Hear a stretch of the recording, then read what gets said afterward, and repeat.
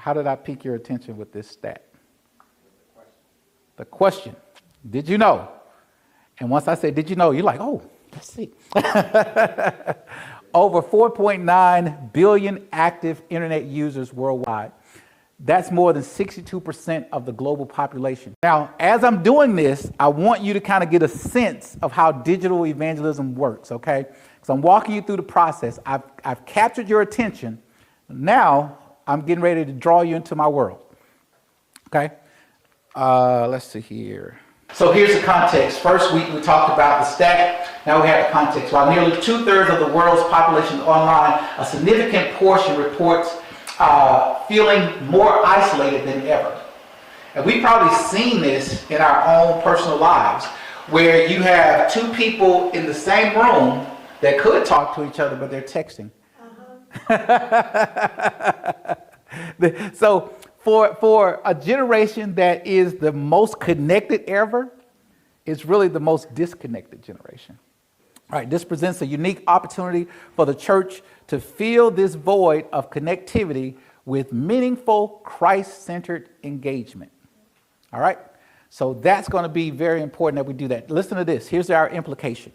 The staggering number isn't just a statistic. It represents billions of individual opportunities for connection, ministry, and spiritual transformation, opportunities that are currently underutilized by many traditional evangelism methods today. So this right here could put you in front of billions of people, but I got to ask you a question, but it can help your church's growth.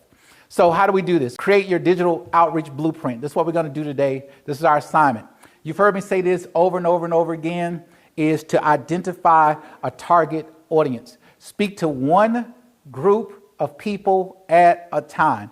Each group selects a specific demographic they wish to reach, like young adults, families, and seniors. Once again, our church had seniors already, but we didn't have any young adults. We didn't have any children. We had my son, who was 4 now. We have my daughter, who is turned 16 today. Today's her birthday. So imagine a pastor coming to a church. What can I do? So I developed, once again, the best life blueprint. Listen to the words that I'm using. I'm using words that they are familiar with, but also I'm saying it's a blueprint. It's not a workbook. All right. So make sure you're calling a person out by looking at their pain point. Next thing you want to do is a needs assessment. Groups brainstorm and list down the specific needs and interests of their chosen demographic, focusing on how Christ's methods of empathy, personal connection, and service can meet these needs. And all I did was go to ChatGPT, put in those needs, and say, build me a Bible study. And that's what I did. But it wasn't like one of those long Bible studies. It was very interactive. It's very interactive. 8 short Bible lessons that got them to thinking about God being the answer to their question.